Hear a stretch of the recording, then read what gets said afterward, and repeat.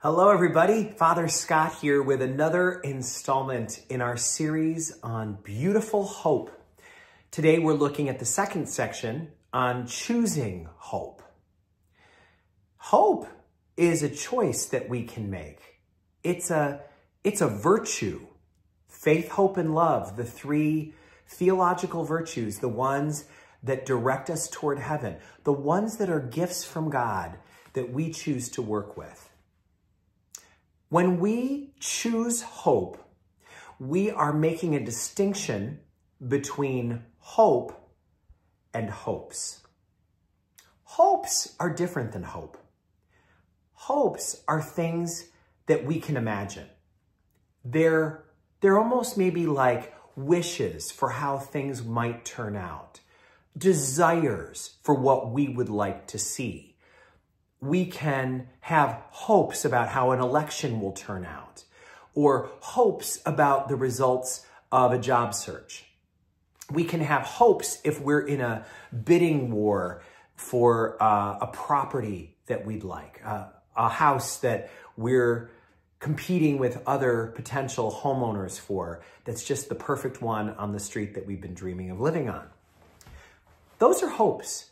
Those are things that we can imagine, things we could name or point to or look at. Hope is different. Hope is a general attitude of trusting life. As we said last week, hope contains the faith that life has a plot to it and that the story is a good one.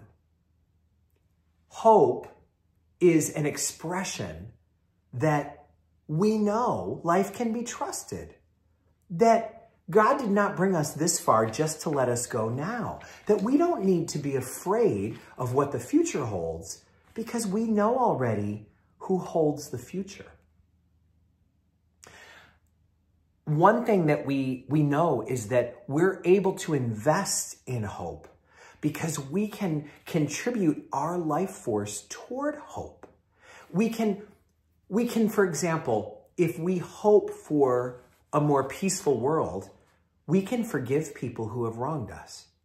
Every time we forgive someone, we're contributing to world peace.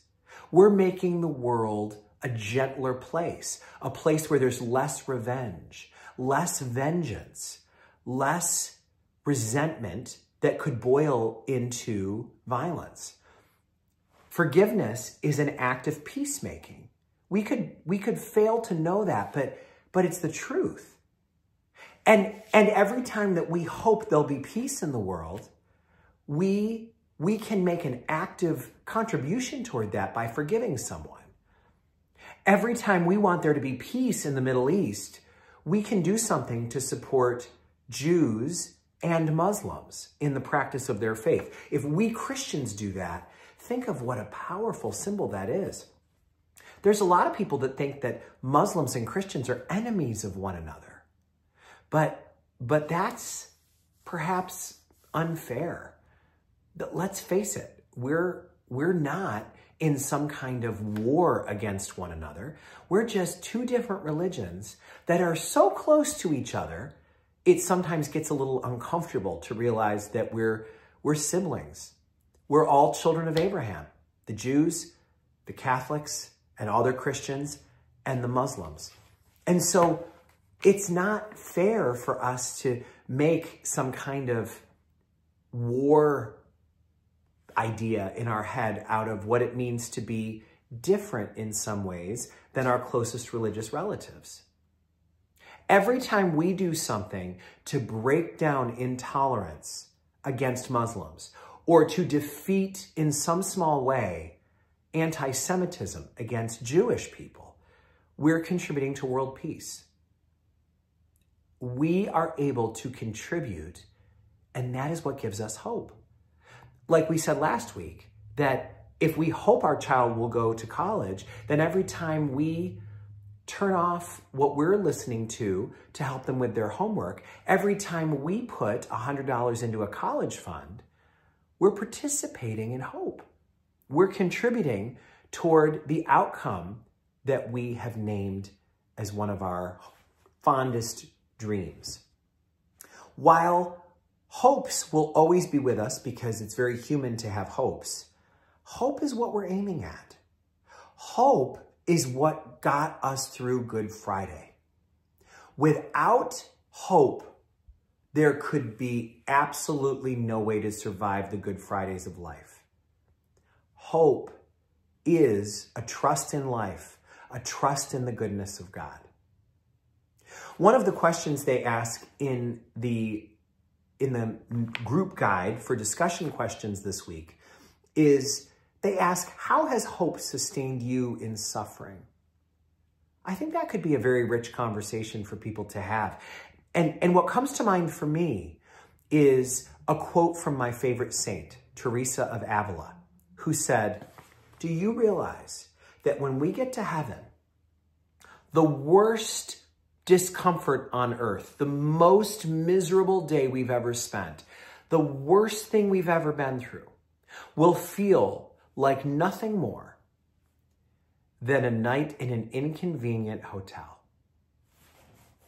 Isn't that a remarkable thing to say? But I believe it. I believe it. When we get to heaven and we're in paradise, we're going to realize that the whole way to heaven was heaven. That everything that led to heaven can't be bad because look what it led to. When we get to heaven, we will look back on the worst things we've ever been through as an inconvenient night in a crummy 2-bit motel. You don't get wiser than that. Thank you, Teresa.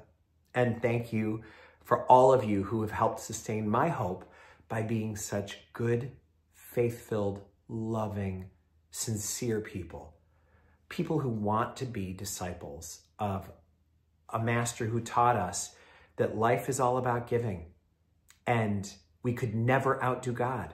So we just have to give as long as we can and allow God to take care of all of us. Life has a plot, and it's a good story that we can trust. That's hope. Thanks for staying hopeful with me. May God bless you all.